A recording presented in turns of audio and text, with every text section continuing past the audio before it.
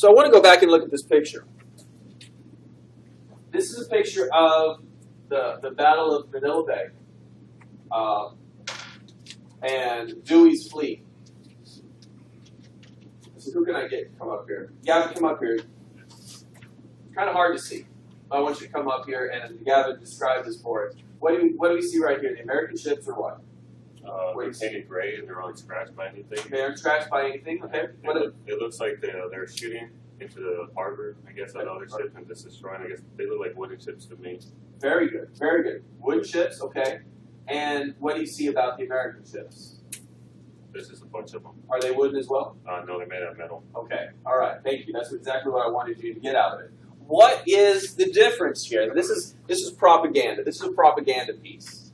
Because when I was told, that some of the things that historians like sharing is how at the time things were shared or told existed that didn't exist. The Philippines, the ships in the Philippines look like the old Spanish galleons from History 1301 that, that Spain brought the gold over from Mexico to Spain with. And that's not true. They were steel. They were a world power. But one of the things I really like about this is that this ship and this ship, they're going to collide. Because they're ships, you don't step on the brake and they come to a stop. They're going and they're going to collide. It was actually true. But you've got these Spanish galleons with their sails and their masts just sinking to show how superior the United States is. And I also found that as an interesting thing to piece of propaganda. Yes, sir? So if it's a piece of propaganda, it's showing how the Spanish fleet is so easily destroyed. Defeated, yes. Yeah, defeated. Yes. But it also shows that the American ships are going to collide. That's true, yeah. Then what's the message? That Well, the Spanish can be defeated, but the Americans don't know how to drive their boats. That's a good point. That's a good point. The issue there, I think, is you're supposed to look at how inferior the Spanish are and ignore the American part. And it's kind of like politics. I mean, how many guys are paying attention to politics right now? If you're paying attention to politics, one of the greatest greatest justices we've ever had, Antonin Scalia, died this weekend. And he is a strict constructionalist, and he believes that what the Constitution says is what the Constitution says. And it should be interpreted that way. It should not be interpreted by the whim of the people just to make you feel better about yourself.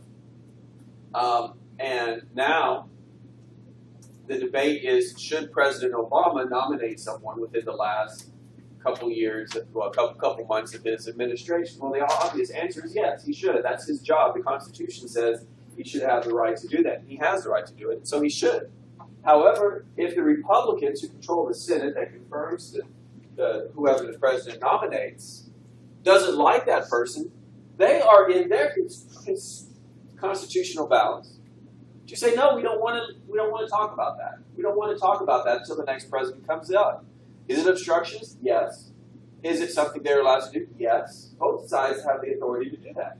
What's really interesting is President Obama said the same thing back when he was Senator Obama.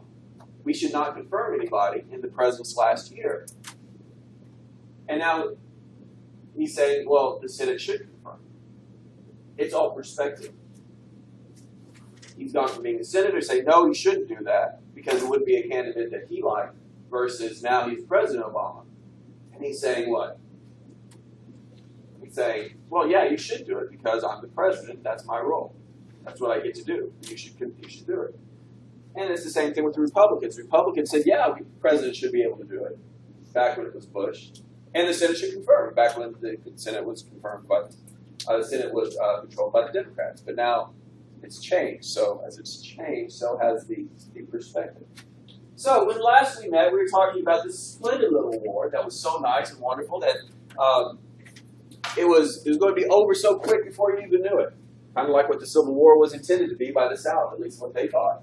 But it's going to actually work out here. The problem with invasion, of course, is getting over there, getting across from from Tampa to Cuba. And they can't do it until they can find Admiral Cervera's fleet. Well, they find his fleet, and It is in Santiago Harbor on the eastern side, the eastern edge of Cuba, southern side, underside. Think about it that way, okay? So we find him, and when we find him, we blockade it. As a result, he can't get out. Therefore, we're free to go across. Now, McKinley had issued a call for 120,000 troops. Over 1.2 million show up. You can imagine how that adds to the whole problem of getting people supplied and getting them shipped over. It's going to be a major issue. Eventually, in June, 17,000 troops are going to land on the northern side of Cuba, and they're going to make their way inward. Now, how many people have ever heard of the phrase sink or swim? Where does that phrase come from? Well, it comes from how you unload horses from boats. What they would do is they would pick up horses from being on the boat when there was no harbor, and they would, cranes on boats are called davits. What they do is they build it, they pick it up, and they drop it in the water. Okay. If it sank, well, you don't have a horse. If it rose up and swam, you would you had a horse that would swim to safety. Yes, Can horses swim? yes, they can. So what happens is when they get over to the side, when they get over there, they're unloading. By the way, Theodore Roosevelt had to actually purchase his own ship to get across for his troops to get over to Cuba, the Rough Riders. And when they do, they are cavalry, so they have to have horses. So they take the first horse and drop it into the water, it sinks. Second horse, drop it in the water, it sinks. Third horse, sinks. Fourth horse, sinks. Gets to the last horse, named Little Tex.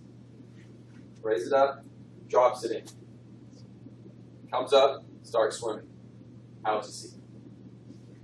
On the coast, there is a man who sees this, and he has a bugle with him, and he blows the bugle call to line up. The horse hears this, realizes it's coming from another location, turns around and swims to shore. So what happens is when Theodore Roosevelt gets to shore, he has his cavalry, and they have one horse. And who gets that horse? Of course, it's Theodore Roosevelt. The Battle of Santiago is where it's where the major battle, especially the battle that Theodore Roosevelt is going to be known for, occurred. As you can see here, the charge of San Juan Hill. He is the only one on horse. Occurs on July 1st, 1898. It's important to take Santiago because it overlooks Santiago Harbor. If you take Santiago, you're able to attack Cervera's ships that are at anchor in the harbor. Okay, so he would have a choice. He would either stay there and be sunk, or try to steam through the blockade and escape. So in this battle, Theodore Roosevelt's troops are going to charge up San Juan Hill. He is the only one on a horse. He comes across this one man that is crawling up the hill. And he stops and he says, "You there, what are you doing?" He says, "I'm trying to get up this hill, sir."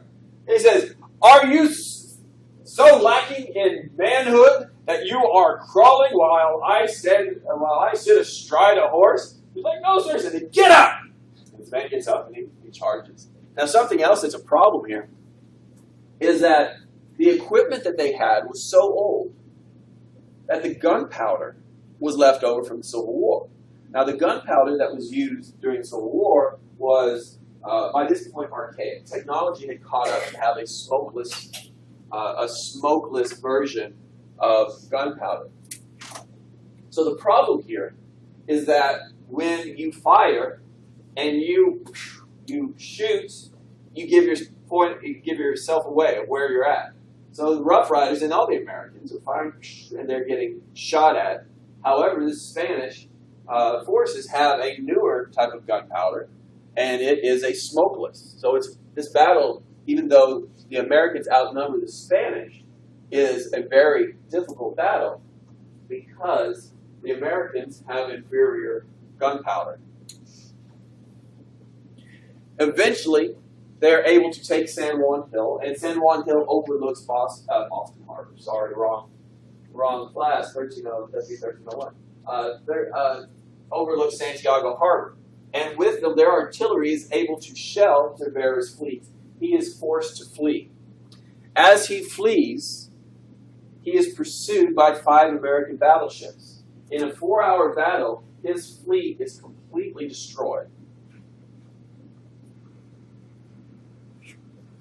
Now, just because the battle at the San Juan Hill is taken on July 1st, 1898, the city itself does not surrender until July 17th.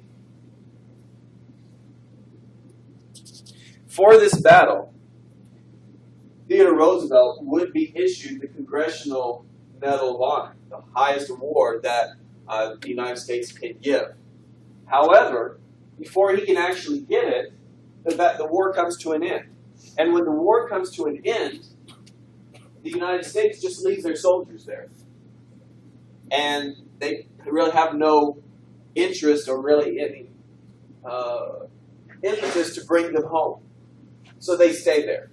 And while they're staying there, it changes from the, that's not the right phrase. What happens is yellow fever and malaria start to set in. Like we know today, yellow fever and malaria come from what? Mosquitoes. Okay? They don't yet. However, soldiers start dying. And the United States does not do anything about it. Roosevelt, who is lieutenant colonel, gave himself the title, is going to write a letter to his friend, who is a, he's going to write to his letter, what's called an open letter, that would be put in the newspaper to the Secretary of War, who is his friend, talking about the terrible conditions and how men are dying. And because this looks poorly on the United States, that Congressional Medal of Honor is not going to be awarded to him. It was given to him, but it's never going to actually be given to him because he made the United States look bad. Eventually, it would be given to him in 2001. Of course, he's been dead for 81 years by that time period. The war comes to an end. 1898, the Treaty of Paris brings this splendid little battle to an end. Cuba, because of the Teller Amendment, is going to be free. Imagine how much our history would have changed if we would have made it a state. If we made it a territory. You think about all the things that you may have heard about of history from your grandparents. The Bay of Pigs invasion in '63. The missile crisis. The Cuban Revolution. All of those things would be completely different. What is President Obama doing? Who heard it on the radio today? What is President Obama doing this weekend? He is flying Air Force One to Cuba to normalize relations with Cuba. Something that hasn't happened since the 50s. There's been a blockade of Cuba since the 60s, when it became communist. So we are seeing history in the making. We blockaded it, and we made it, we forbid Americans to go there without special visas for the last 50 years to try to crush communism. But their dictator, Fidel Castro's grip was harder and stronger than what we had. Yes? Castro's still alive. And if he is he still doing things? He's not. His brother, Raul, is. Okay. But Raul, I want to say, is an older brother. And he's actually, of the two, Fidel was the nicer one. Yeah. So, yeah, pretty old. He has an older brother that's still alive? Yeah, and he's the one in charge now. So what do we get? Well, Cuba becomes independent. We would get Guam, Puerto Rico, and the Philippines all ceded to us. And we would pay Spain $20 million. So we get all this land, Cuba is free, and we give them $20 million. It's kind of like our cast off. Hey, here's $20 million check. Cool, go away. Bother us. Have a tendency to do that. We did that after the Mexican-American War. Do it. What benefit do we have of Cuba being free? Well, we helped them get their independence. A moral victory, if you will. What? Bragging rights. Yeah, that's a very good thing. France is going to say, after this war comes to the end, a diplomat is going to say, the United States has a seat at the table of nations. What they do with it is going to be interesting to see. I mean, we've got it's kind of like a giant poker game. You'll see this when we get a little bit further, because what's going to happen is the Democrats don't like this treaty. They don't like it. But what they're going to do is William Jennings Bryan is going to say, all right, you don't like it. We understand that. However, 1898 is 2 years away from a presidential election. If it's 2 years away from a presidential election, and there's this theory that people are seeing things they don't like going on in the United States, and they say, wait a minute, we're gathering these overseas possessions and we're making colonies out of them.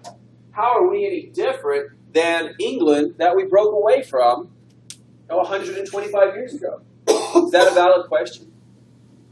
Is the United States an imperial nation? And what happens is Jennings says, let's make that the issue. Let's make that the issue of 1900. Is the United States an imperial nation? Okay? It becomes a referendum on imperialism. If you vote Republican, the answer is yes. We are an imperial nation. We like that idea. If you vote no, then you would be a Democrat, and the Democrats say no, we are not an imperial nation. The election comes, the election goes, Republicans renominate McKinley, the Democrats renominate Bryan.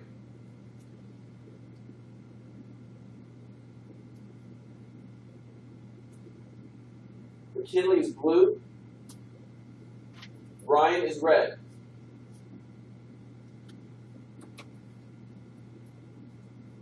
$900,000 votes separate the Republican and Democrats.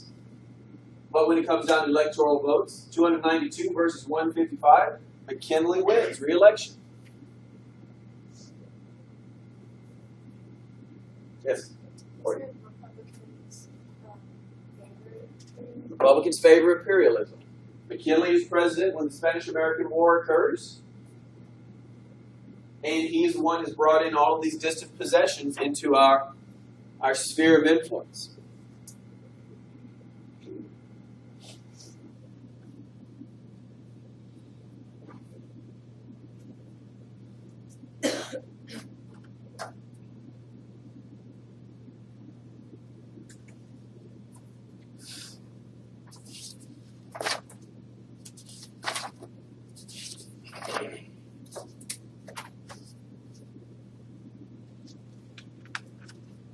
Anybody notice anything weird about this yet? The Republicans are blue, the Democrats are red. That's a good one. Yeah. Right. Okay. Usually we associate them with different colors. That's just kind of the map I showed. Texas is what? Why does that surprise you? It's the other way around today. Yeah, you're right. But you know what? The politics are the same. But you know what? The parties have changed. Yeah, the Democrats at this time period is the party of state rights. Republicans are the party of big government. That's exactly opposite the way it is today. So we'll talk about that when we get into FDR and the New Deal. That's really when what we are familiar with. Political realignment changes the way it is today.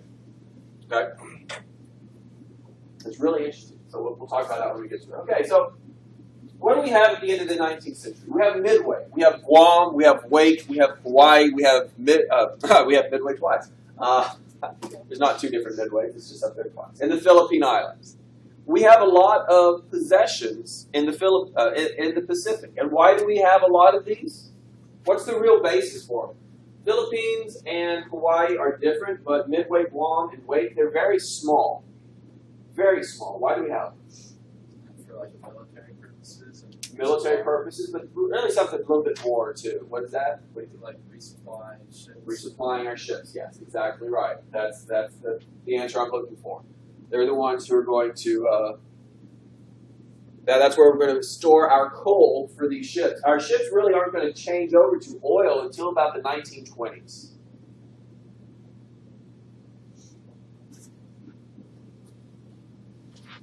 So this brings us to China.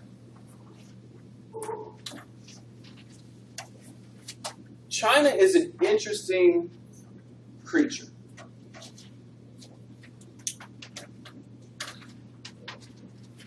Interesting about China is that for 300, 400, 500 years, they have been trading with other European nations.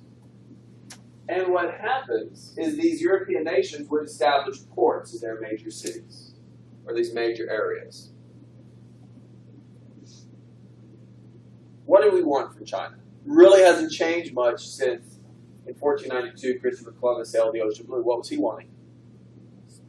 Spices, silk, China. Why is China important? The pottery. What's nice about China other than it looks nice? It dissipates heat very well. Okay? Why is that important? In England, what is the number one drink?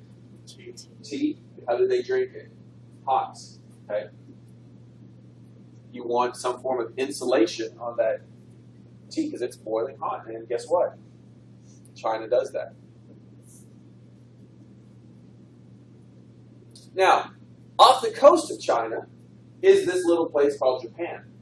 Japan had been closed to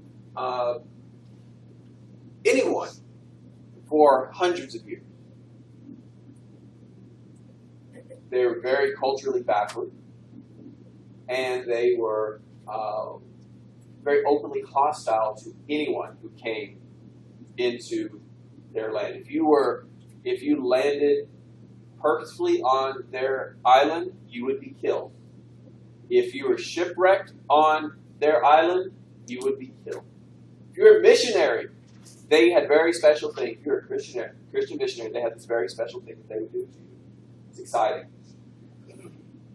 They would tie you up over a sharpened stake naked, and they'd make you stand up until you couldn't stand up anymore. And as you started to sit down, that stake would go up you until you died. They didn't really like missionaries. So,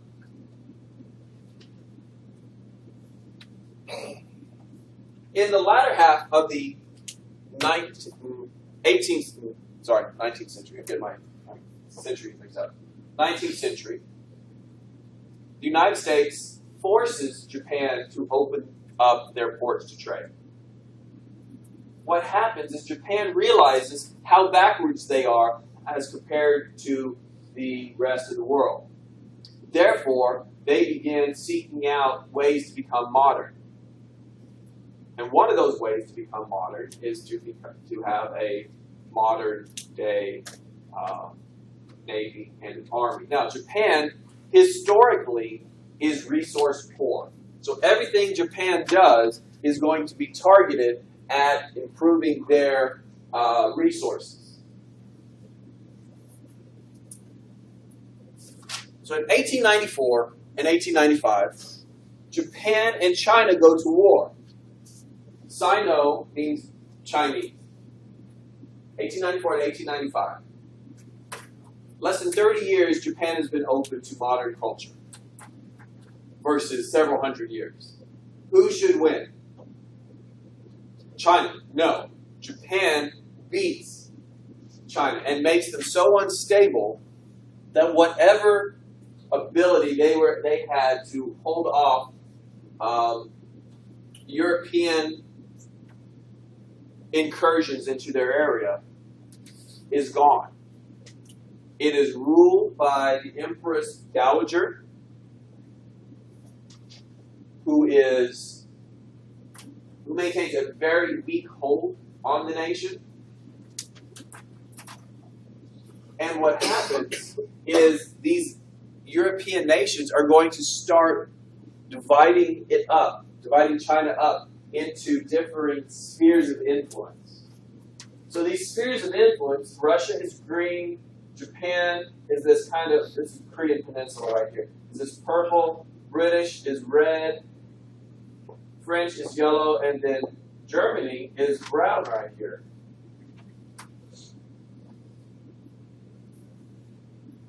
We, the United States, start getting worried about this because this is a very big market for the world. And if these spheres of influence turn into colonies and divide up China, that would not be good for American interests. So, our Secretary of State under McKinley, John Hay, is going to meet with England and say, we have a plan. Our plan is that we are going to recommend an open door to China. Everybody has access to China. It's an open door policy. Everybody has equal access to every port and section in China. So instead of this, where you have these spheres of influence, you're going to have everybody be open to everybody. So England says, okay, we like that. And then England in turn, much like they did with the Monroe Doctrine, lets everybody else know that they approve of the open door policy. And they hear it and they're like, oh, okay. And then as soon as they kind of say, oh, all right, John Hay says, good. It is set in stone and it is definite. So boom, it is in effect. Everybody will have equal say in China.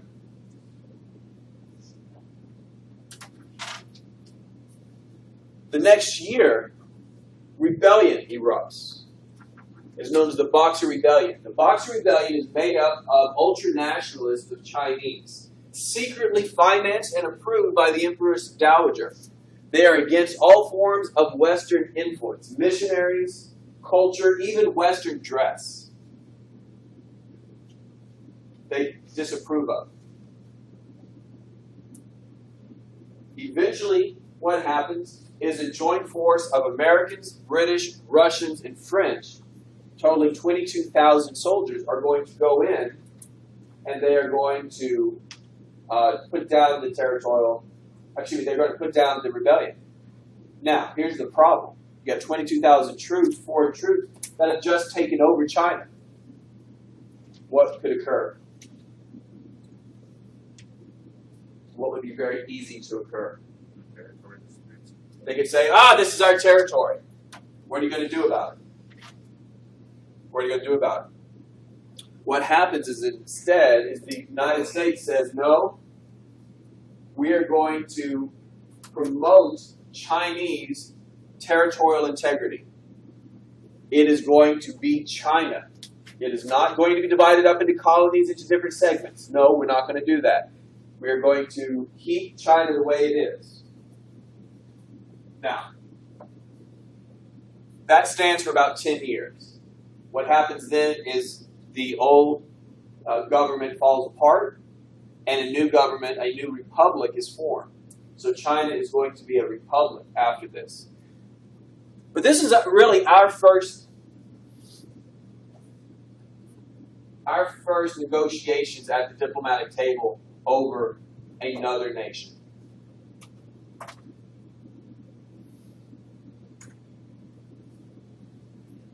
When I said, what do you see weird about this map? What year was it? Can you remember what year was McKinley elected? What should that tell you? Oh, he died. That's right. Why? Curse. It is a curse. It's a 0 year. It's a 0 year. What happens? The president dies, right, Allison? Yes, and guess what? He died. McKinley dies. He is shot by Leon Czolgosz, who is upset because so many had so little, while so few had so much. So he shoots the president. The president dies. Now, enter the picture Theodore Roosevelt. Theodore Roosevelt, after he had come back from the Spanish American War, he'd gone back to his hometown of New York. While he was there, he became a civil service reformer. He was elected to the Civil Service Commission and reformed the corrupt police department in New York City. Because he was so famous as a Rough Rider, he took that fame and parlayed it into the governorship of New York.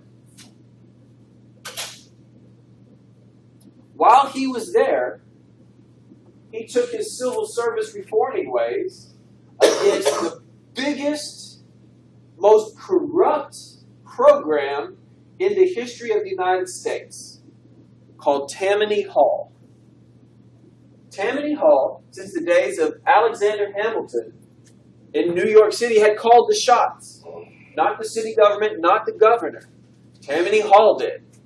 They were the ones who made sure that everything got done correctly by their standards. If you were a member of Tammany Hall and you had, let's say, a trash collection service, guess who got the bid for the trash collection program for the city of New York? You did. Why? Because you're a member of Tammany Hall, and that's how things went. So he starts going against Tammany Hall. This causes a lot of people to get upset. As a result, because he still has 3 years in his administration, the citizens, well, the Tammany Hall citizens of New York say, you have got to do something about this guy. We've got to get rid of this guy. He's going to destroy us.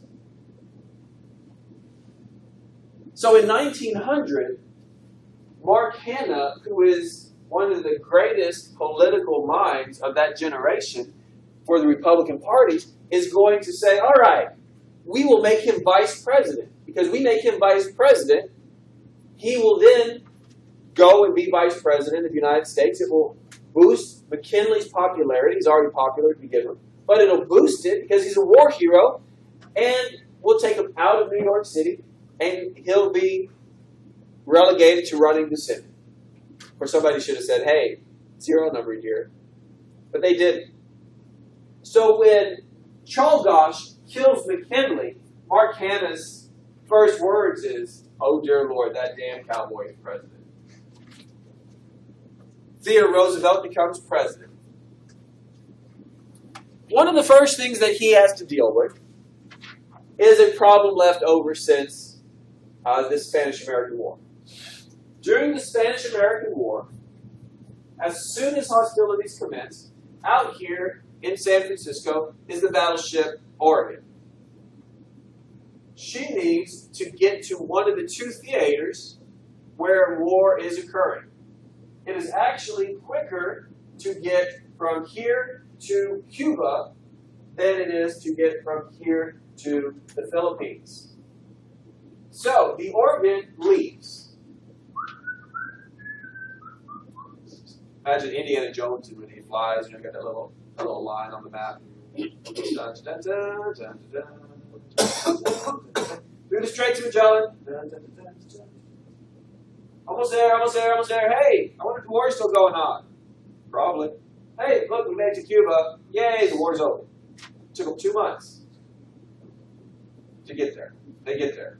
Boom. So here's the problem. That's way too long. It is way too long. We need to figure out something that we can do that will make it easier for us to get from the Pacific Ocean to the Atlantic Ocean. Okay? So, how can we do it? Now, I once had a student tell me, in 1492, why didn't Columbus just take the Panama Canal? Mind blown. Ah. Okay. So, we say, you know what? We need a canal. We need to be able to dig a canal across that area. We should be able to do that. That should be possible to do. And we've been looking at doing this for years. In 1850, the United States and England signed the Clayton-Bulwer Treaty. And the Clayton-Bulwer Treaty with England stated that the United States and England would build a canal. And if we built a canal, it would be open for everyone. Okay? It wouldn't be a United States possession. It would be something that everybody could use.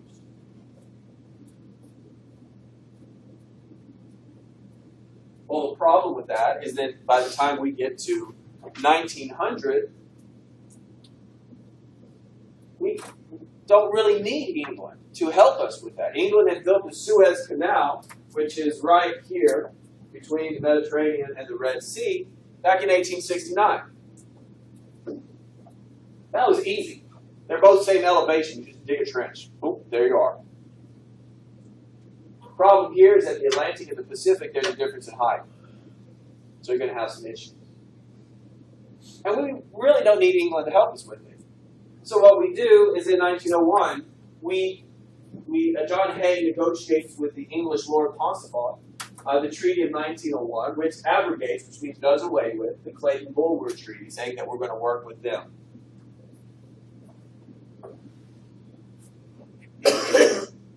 So what happens then is we also say, we're going to leave this open. It's going to be open to everyone, but we're going to build it. This is something we're definitely going to build. Now, one of the things that had prevented this from occurring before is that this area is very rife with yellow fever and malaria.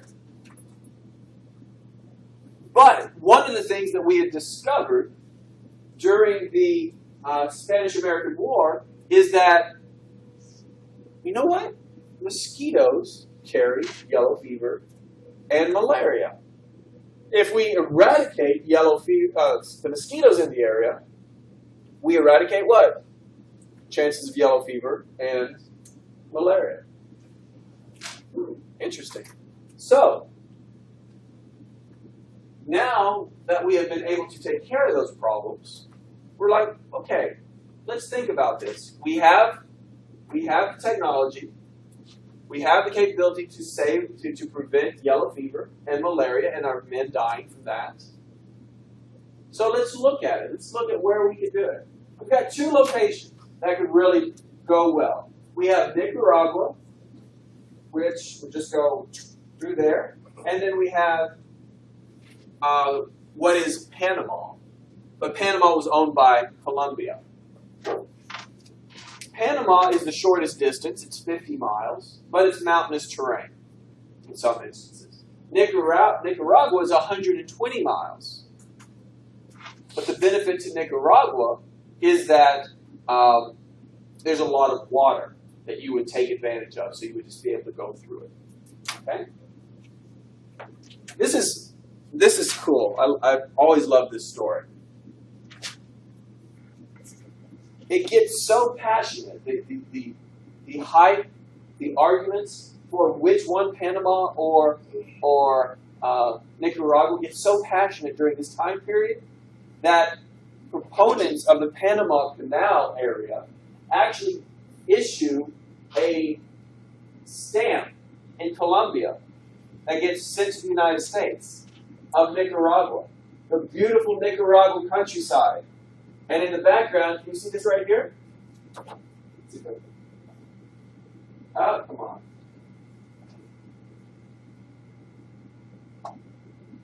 That's right, it's always off. Okay. Always off. Okay, so I can't use mine. Oh, I can use the color shift. Okay, look right here.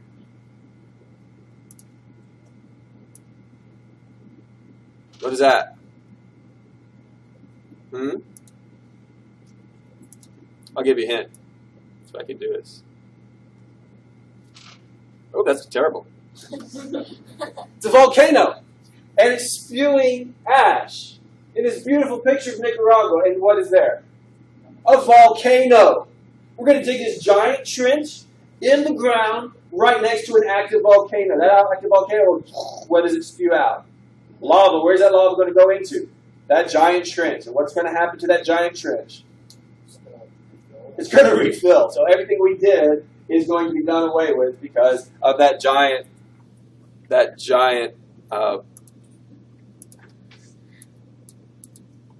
volcano. So we choose the Panama Canal. Now, this isn't the first time that somebody has tried to dig a canal through this area. There was a French company called the New Panama Canal Company that had tried to do it previously. And it still owned the rights to this land. However, because of yellow fever and malaria, all of their workers had died. And without workers, no progress had really occurred. All the equipment is there, but it had died. They are represented by a man named Philip Buenaventura. And Buenaventura tries to get the United States to buy this deal. He says it's worth $120 million. We do our own appraisal and says, no, it's about $40 million. He's like, okay, good try. So we work with Colombia to negotiate a treaty of what is going to be the Panama Canal Zone. In this area, the United States would get a zone 6 miles wide on either side of the canal. We would pay $10 million for it, and every year we would pay $250,000 annual rent. It's a pretty good deal.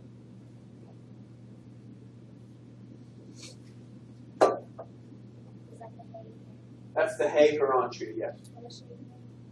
$10 million down for the land, and then a $250,000 treaty. $250,000 every year. So, we signed the treaty. We negotiate. We send it to our Senate. They send it to their legislative body. And what happens is Colombia says, wait a minute, $10 million for that land, $250,000 a year, yes. How much is the equipment that is there now? It's worth about $40 million. Well, who gets that? Well, the United States will get that. Why? Well, because they're making a deal with the New Panama Canal. Wait a minute, we've got an agreement with the New Panama Canal Company, and their contract's about ready to run out, and they haven't done what they are supposed to do, and if they don't, we get all their equipment. Yes, that's correct. So why don't we just wait, get $50 million worth, $40 million worth of equipment, and then negotiate directly with the United States? Hey, that's a good idea. So they rejected. They rejected and said, we're going to wait till this contract expires, take all the equipment, it'll be ours, and then we can make a better deal with the United States. Now, interestingly enough, once Colombia rejects the treaty, Panama is going to declare independence. Now, one of the things here that if we were to look at a topographical map, you would see that here in Colombia, in Panama, all this area right here is impenetrable forests. If it is impenetrable forest, how would Colombia put down a rebellion? How would they send in troops to put down the rebellion? And they can't get through the land area. How are they going to do it? What? Ships. They're going to send a ship. So they're going to send a ship this way. Right? They're going to take over Panama. Well, interestingly enough, at the time this occurs, the top of the line, brand new United States ship, the USS Nashville, is off the Panamanian coast. And as the Colombian soldiers are in their little, you can imagine this little inflatable rafts, they're going to invade. They notice that the guns of the Nashville are pointed at them. And as they get a little bit further, the guns continue to point at them. And the guns continue to point at them.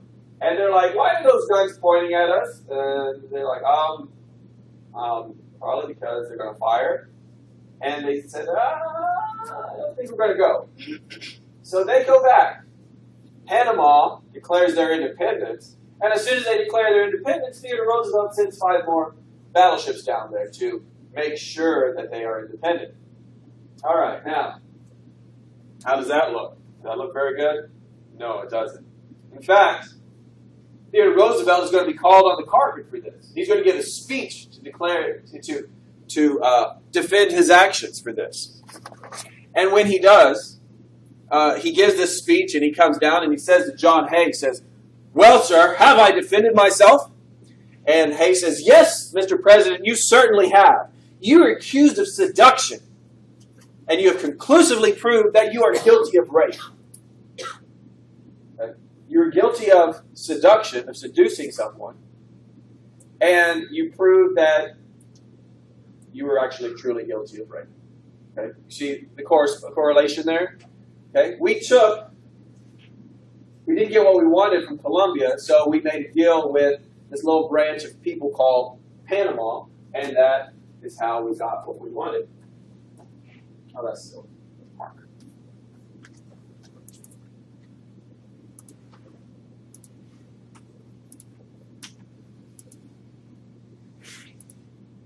So now that we are free to take the land, we would negotiate a treaty directly with Buena Berea. John Hay, the Hay-Buena Berea Treaty of 1903, would give us at least 10 miles wide, not 6, 10 miles on each side.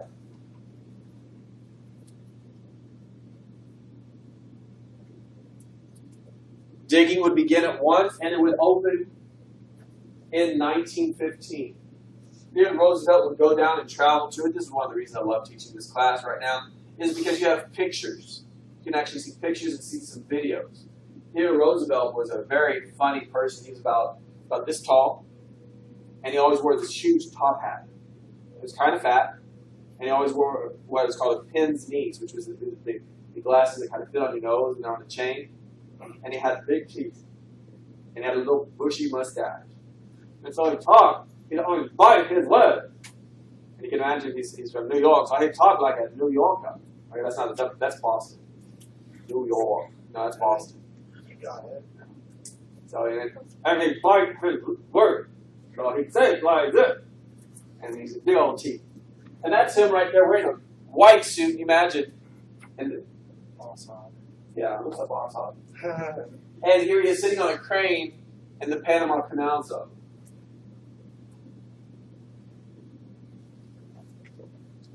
Okay,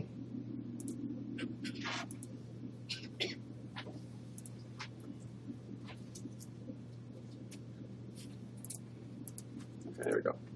All right. So that doesn't work very well for the United States. It doesn't reflect it reflects very poorly on us with our Latin American neighbors. You remember we had the only corollary to the Monroe Doctrine that said if there's any problems, you come to the United States and we'll take care of it. Okay? Any problem with the Latin American, come to the United States, we'll take care of that with European nations. That brings us to the Venezuelan crisis of 1902. The president of Venezuela, a man by the name of Cipriano Castro, refused to pay debts to Germany, England, and France. They had rung up. As a result, forces from Venezuela forces from these nations blockaded the Venezuelan coast. Now, this is Europeans messing with the Western Hemisphere. The Monroe Doctrine says what? No, you can't do that. The only corollary says, no, you can't do that. Theodore Roosevelt is going to insert himself into the situation and say, the United States will arbitrate between Venezuela and all other nations. We did not want France coming in, trying to take it over. We didn't want Germany coming in. Germany, during the 1840s, had actually gone into Mexico. And when they'd gone into Mexico, they had actually tried to take it over. And Mexico actually was able to fight them off. It was in that battle that Santa Anna lost his leg. No, we didn't live in San Jacinto. Santa Ana. Santa Ana. Sam Houston gets shot his ankle gets broken in San Jacinto. And Santa Anna is going to lose his leg in what's called the Pastry War because of the German. It starts because a German pastry chef, his store was destroyed by Mexican soldiers. Germany demanded restitution. They didn't get it, so then Germany invaded. There's a cannonball took it off. So Theodore Roosevelt agrees both sides are going to sit down and says, we're going to make Venezuela sit down with each one of these nations, and they're going to negotiate in good faith and pay off these debts. This is going to be known as the Roosevelt corollary to the Monroe Doctrine. If there's a problem, the United States will negotiate and they will take care of it. Even if that means us sending in military troops to take care of it. We will do it. We will send in military troops. Now, when asked about this later, he said, how did you get this to happen, Mr. President? How did you get both sides to agree to this? He said, oh, it's very easy. It's very simple. I just went up to them, and I spoke very softly. And I said, you're going to do this, or we're going to destroy your country. It's a big stick policy. You speak softly, but you carry a big freaking stick. This is what I'm going to do to you. And it's going to hurt. And I'm not going to get angry. I'm just going to do it.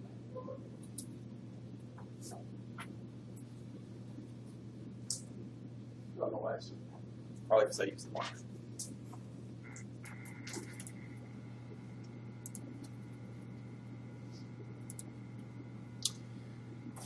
A lot of the things that we're going to do now lead to World War II, lead to Japan attacking us at Pearl Harbor. So what I want you to do is somewhere on your folder, I want you to write, or your notebook, I want you to say, reasons for Japan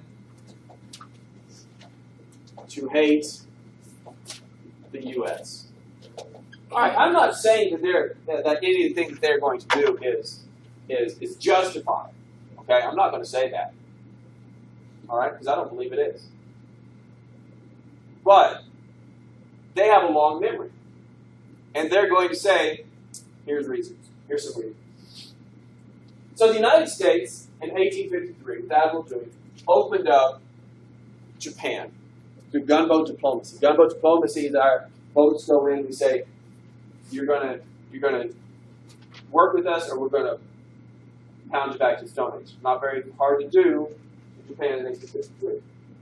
So Japan beats China in the First Sino-Japanese War.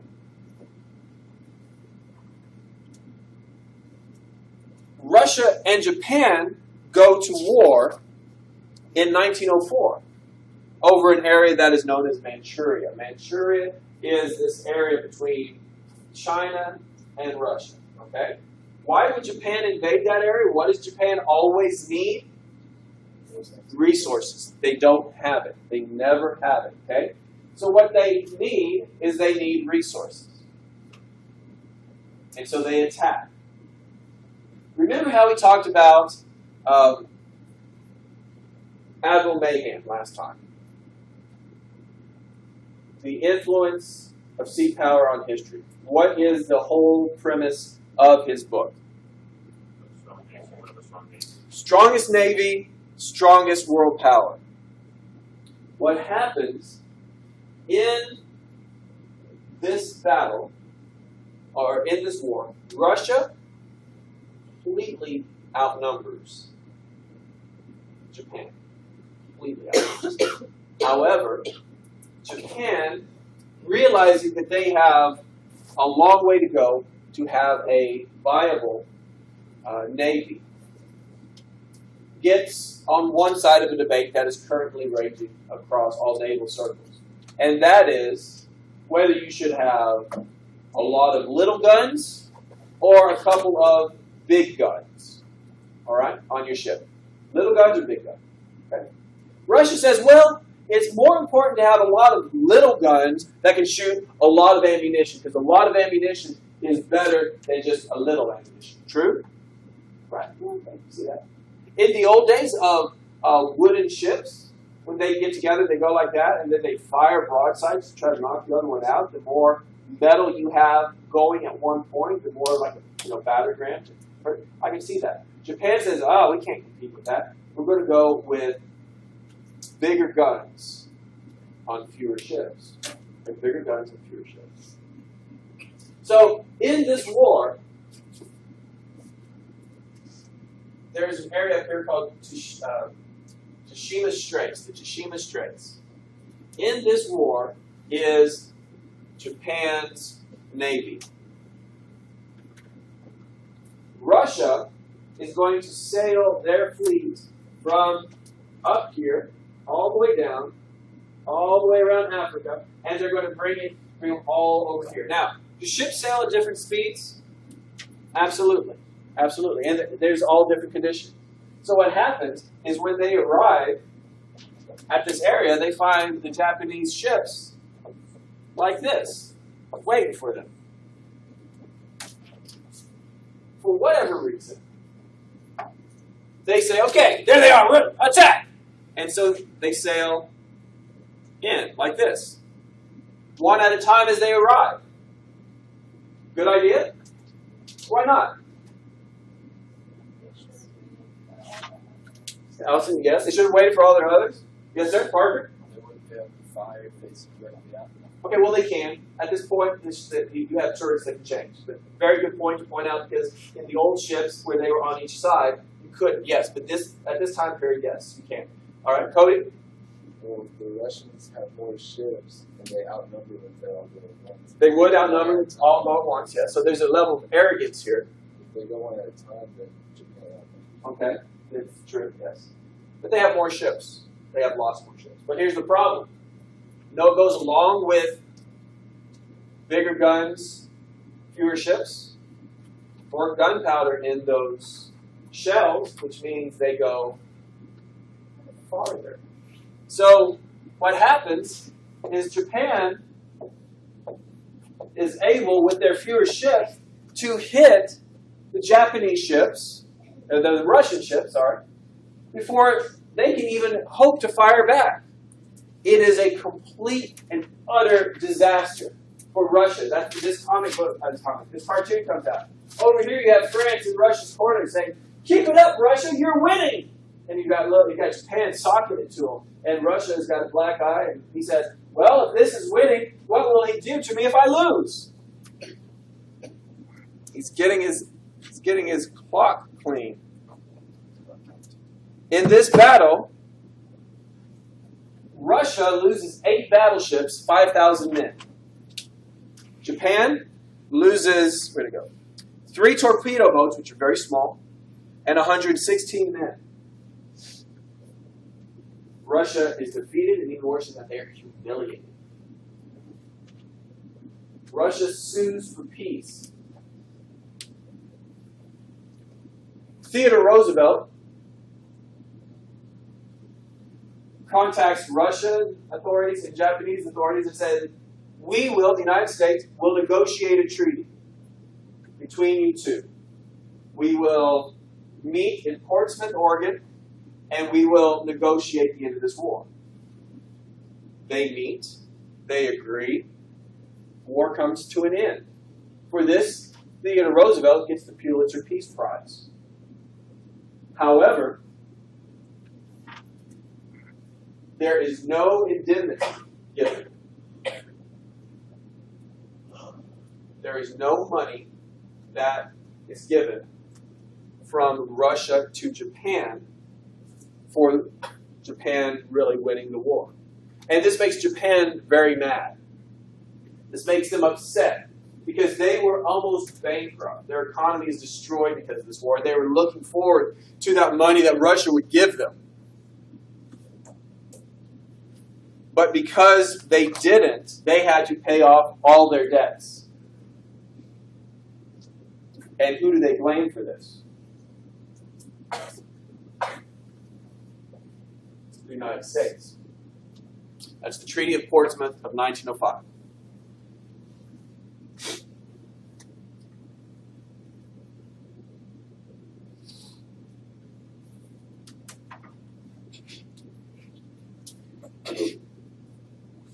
In 1905, William Howard Taft is governor of the Philippines.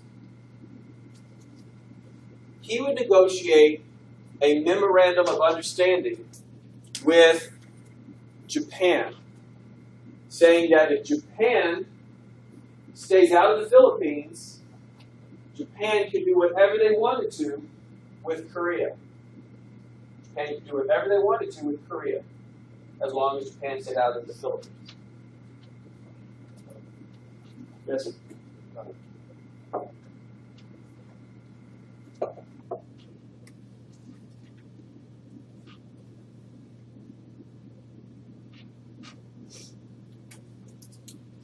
At the start of the 20th century, the United States is facing a severe influx of Japanese into the United States. Of course, where are they going to go in? They're going to go in California. All right? They would go into California and they would settle there. As a result, what does that do to the people of California? What does that do to the jobs? Are they these skilled workers or unskilled workers? Unskilled workers. All right? So the market is flooded with unskilled workers. In addition, California has a rule that says Orientals are segregated in their school districts. All right, this is a time of segregation. African Americans go to separate schools. You have separate but equal, which, as you read in your textbook, was established by Plessy versus Ferguson. We'll talk about. I deal with civil rights all as one chunk when we get to the end of the semester. All right, but for now, you need to know segregation did exist, and it exists in California. The Japanese were put into these segregated classes. This made Japan very angry because Japan is a very prideful people. Japanese are very prideful. You'll see that when we get to World War II.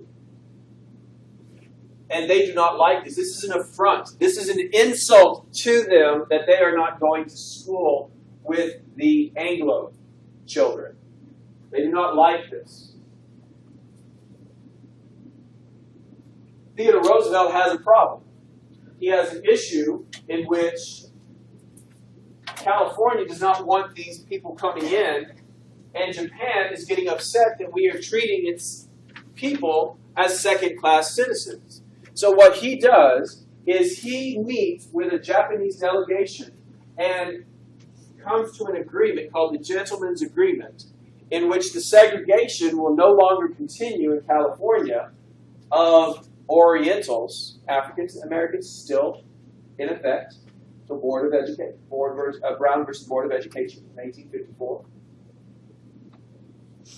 But they will be able to go to school with Anglo children, and they will, and Japan in turn will stop issuing visas to their citizens to the United States. So we will not allow any more to come in. They will not send any more. But those who are here, we will allow them to go to school with Anglo children. All right?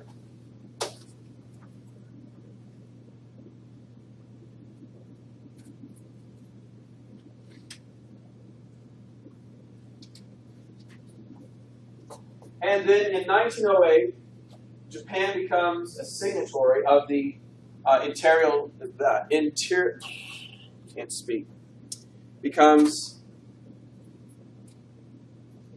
that's why I got my words wrong.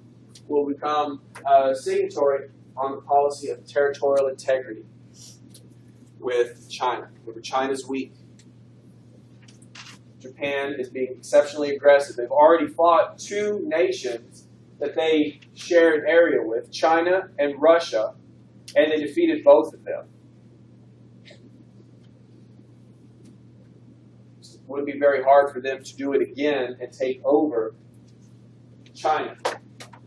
We forced them to agree to the policy of territorial integrity. So, Treaty of Portsmouth in 1905 does what? Ends the Russian-Japanese War, Russo-Japanese War, but Japan doesn't get what they need, and that is money to pay off their debts. Taft Memorandum says if Japan stays out of the Philippines, the United States will look the other way in regards to Korea. The Gentleman's Agreement says no more Japanese immigrating, and because those Japanese that were immigrating were what? Considered second-class citizens, and then Immigrating or immigrating? Immigrating. And then the Takahiro Agreement does what? It says Japan will adhere to the policy of territorial integrity. That is going to be played up as the United States forcing their will on Japan, something that they do not like. All right, any questions about that? All right.